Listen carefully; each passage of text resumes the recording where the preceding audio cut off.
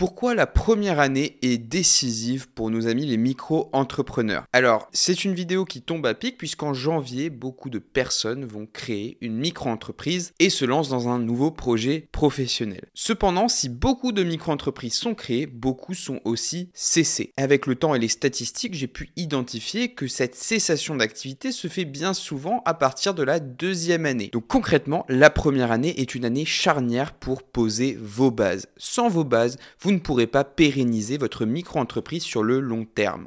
Qu'est-ce qui se passe la première année? La première année, on a l'ACRE, on a peut-être l'ARE, l'allocation de retour à l'emploi, qui nous permet de compenser notre manque à gagner en termes de chiffre d'affaires avec des allocations versées par France Travail. Bien souvent, à partir de la deuxième année, tout est coupé, c'est-à-dire que l'ACRE, nos cotisations sociales passent du simple au double. À titre informatif, par exemple, en prestation de service, avec l'ARE, vous étiez peut-être à 11% de cotisation sociale, vous passez à 22-23%. Et donc, par conséquent, sur cette première année, si vous n'avez pas construit quelque chose de solide, avec une bonne base de clients, il est fort probable que vous soyez dans l'obligation de cesser votre micro-entreprise pour retrouver un emploi dans le public ou dans le privé avec un contrat de travail classique. J'ai une vidéo qui s'adresse aux freelances de manière générale, mais qui s'applique aussi aux EI en micro-entreprise.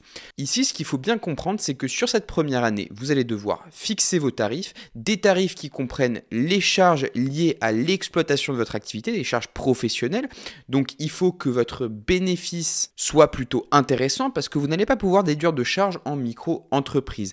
Et j'ai croisé beaucoup de micro-entrepreneurs qui n'avaient pas fait de calcul, qui avaient fixé un prix un peu aléatoire, on va dire au doigt mouillé levé, sans se poser trop la question. Ils ont regardé un petit peu ce que faisait l'autre société, puis l'autre société, puis l'autre société. Ils se sont dit, je vais m'aligner sur le prix de cette société de nettoyage, par exemple, et je vais facturer, par exemple, l'heure de ménage, 10 euros. Grosse erreur. Grosse erreur parce que la société, elle peut déduire énormément de charges que vous ne pouvez pas déduire. Donc, pour le coup, si vous vous calquez sur une société commerciale qui est grande, qui peut réduire les coûts, etc., là, vous faites une erreur qui est monumentale. Et vous allez le payer quand vous allez passer à la caisse, à l'URSSAF et à l'impôt sur le revenu. Donc ça, c'est la première chose que vous devez mettre en place la première année. Des tarifs qui soient bien étudiés, vous avez fait des calculs en amont et vous avez déterminé qu'avec un taux de 22%, donc la deuxième année, vous allez quand même avoir du bénéfice pour pouvoir vivre, tout simplement. Ensuite, cela étant dit, il va falloir être plus concurrentiel que ces entreprises. Donc, il va falloir proposer des prestations bien meilleures, avec un meilleur suivi client. Bref, il va falloir chouchouter au maximum vos clients.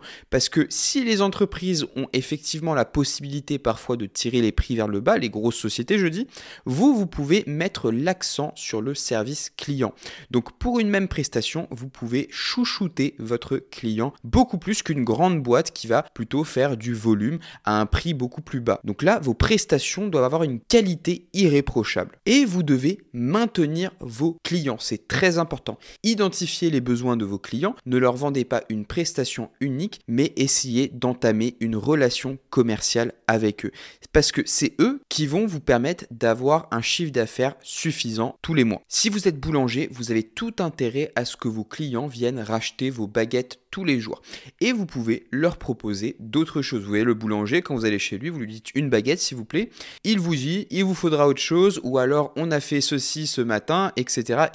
Bref, il essaye d'augmenter votre panier moyen. Et ça, c'est hyper important pour vous. N'ayez pas une seule prestation, ayez plusieurs choses que vous pouvez vendre à vos clients. Par exemple, vous êtes coiffeur, coiffeuse à domicile. Vous rendez chez la personne, vous lui faites une coupe de cheveux. Une fois que vous avez fait cette coupe de cheveux, ce que vous pouvez faire, c'est aussi vendre des produits annexes. Vous pouvez lui vendre par exemple des soins pour les cheveux, des soins pour le visage, etc.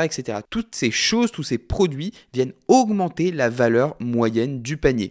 Au lieu de vous rendre chez la personne pour une coupe à 20 euros par exemple, vous rendez chez la personne pour lui faire une coupe à 20 euros, lui vendre une crème à 15, lui vendre du gel pour 15 euros, etc.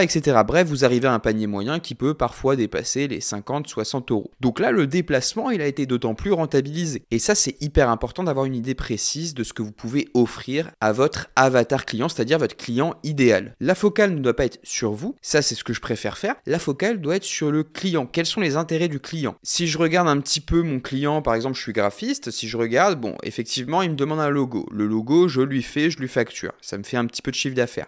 Par contre, c'est vrai que par exemple, si c'est un restaurateur, il faudrait peut-être refaire ses cartes de commande. Je vais lui proposer les cartes. Je vais lui proposer aussi des petits flyers. Je vais lui proposer par exemple une carte dessert qui va être séparée de la carte repas classique ou une carte vin. Bref, il faut vraiment rentrer dans la peau du client et identifier au maximum ses besoins pour pouvoir répondre à ses attentes. Ne lui vendez pas une prestation, vendez-lui ce qu'il peut espérer de cette prestation. Par exemple, en ayant plus de cartes, il y aura plus de clarté, le client aura moins de charge mentale à l'heure de choisir, il pourra identifier clairement les plats, il aura un visuel attractif, bref, l'expérience de son client à lui sera améliorée et ça, pour lui, c'est un avantage, c'est une plus-value qu'il va pouvoir retirer directement de votre travail. Donc, soyez stratège dans votre approche, identifiez la manière la plus pertinente de proposer des produits annexes. C'est la même chose si vous travaillez pour des particuliers, vous pouvez identifier